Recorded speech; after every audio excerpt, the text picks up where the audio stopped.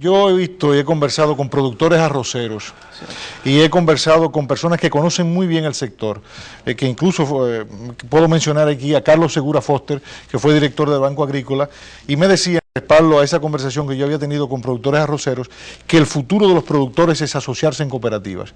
Y ya se han creado muchas cooperativas, yo sé que por lo menos en La Vega se han creado 2 cooperativas que están siendo muy exitosas, y hoy veía que se había creado una, que el año pasado o el año antepasado se habían creado cooperativas de productores de cacao y de café orgánico. Parece que el movimiento, no sé si tú puedes calificar que el movimiento tiene mucha vida en República Dominicana o que por lo menos se está resurgiendo. ¿Cómo tú lo calificarías? Sí, fíjate, ha sido interesantísimo. Después del Tratado de Libre Comercio, de la firma del tratado, en el que tuvimos la suerte de estar presentes porque participamos negociando por el sector de la agroindustria, básicamente de la industria panificadora, estuvimos delegados en las negociaciones del tratado. En los primeros 4 años del tratado, si tú ves los resultados, los balances, óyeme, son tremendamente desfavorables en la relación importaciones versus exportaciones. ¿Qué sucede? Que de hace unos años acá, se ha creado la necesidad y se ha entendido que los factores de asociatividad son la única alternativa de los pequeños productores unirse para crear capacidades competitivas en torno a ellos. Hay varios modelos, pero el modelo en que más experiencia tenemos, porque tenemos 53 años, a paso a veces lento, más gigantado, se retrocede, etcétera. Pero tenemos 53 años con un movimiento cooperativista que se ha mantenido y ha dado ejemplo de solidez en muchos casos. También ha tenido notas desfavorables, muchas veces se tergiversa por intervenciones políticas, por manejos políticos, por malos manejos administrativos, porque, óyeme, no podemos pretender que todo es sol. Sí, hay sombras, hay, pero las reconocemos. Lo importante es que esas sombras se disipan y vuelve la luz del sol. Yo creo que el movimiento cooperativista ahora mismo está en una oportunidad brillante. ¿Tiene el Estado Dominicano una política para fomentar? Se supone que el IDECOP es la institución que debe regular y fomentar la creación de cooperativas, pero ¿ha tenido y tiene el Estado y el gobierno dominicano una política para acercar a los ciudadanos, para explicarle, mire, la mejor manera de usted defenderse, de echar adelante el negocio o la actividad a la que ustedes se dedican es a través de una cooperativa? ¿Existe eso? La verdad que no, porque el IDECOP se creó, o al menos ha actuado más como un instrumento fiscalizador que como un instrumento promotor, y no ha tenido, o en sus años quizá no había la necesidad, pero hoy sí la hay, de crear medios, no solamente de difusión, sino de acercamiento de la gente común al movimiento cooperativista, porque las cooperativas no necesariamente, o no únicamente son de productores, también son de consumo.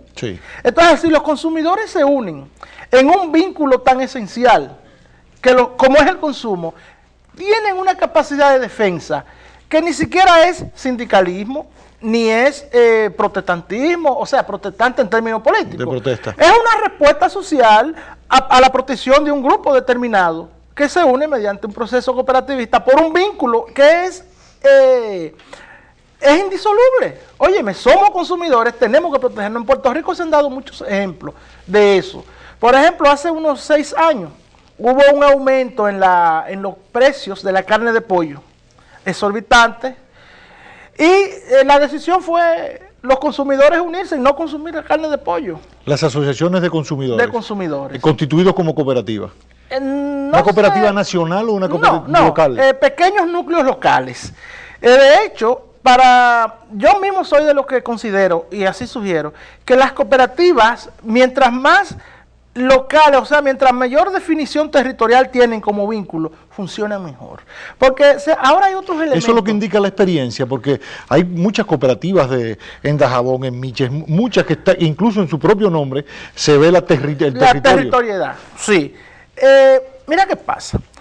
Han surgido algunos elementos importantísimos que no teníamos hace 15 años.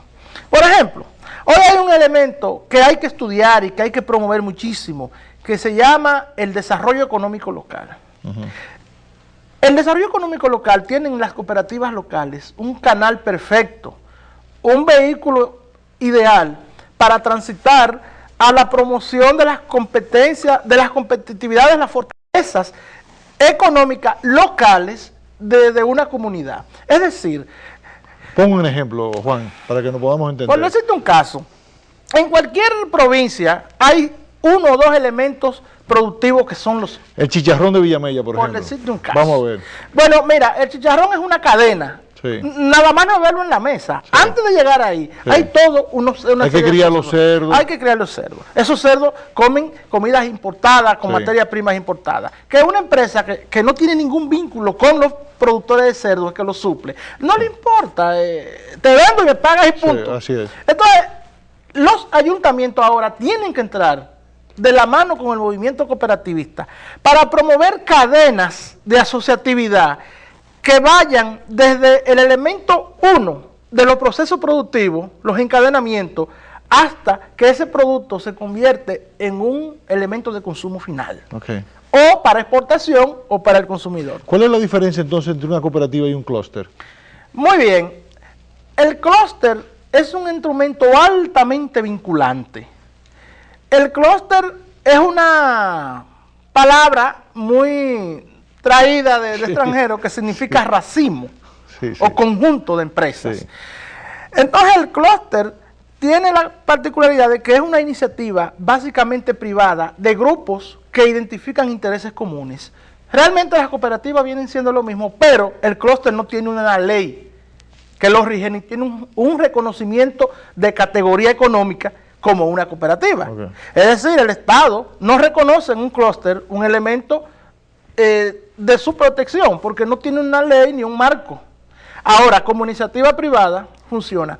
El clúster es uno de los elementos que creemos que la economía locales deben de tomar muy en cuenta, porque uno de los elementos naturales de esas comunidades, no necesariamente factores hechos por el hombre, sino que ya existen ventajas comparativas, que ya existen, y las convierte entonces en elementos competitivos a raíz de agregarle valor por los procesos que lleva preproducción y postproducción. Por decirte un caso, en San Pedro de Macorís se produce mucho el guavaberi, por decirte, otra cosa. Es muy probable que haya muchas pequeñas siembritas así, ¿no?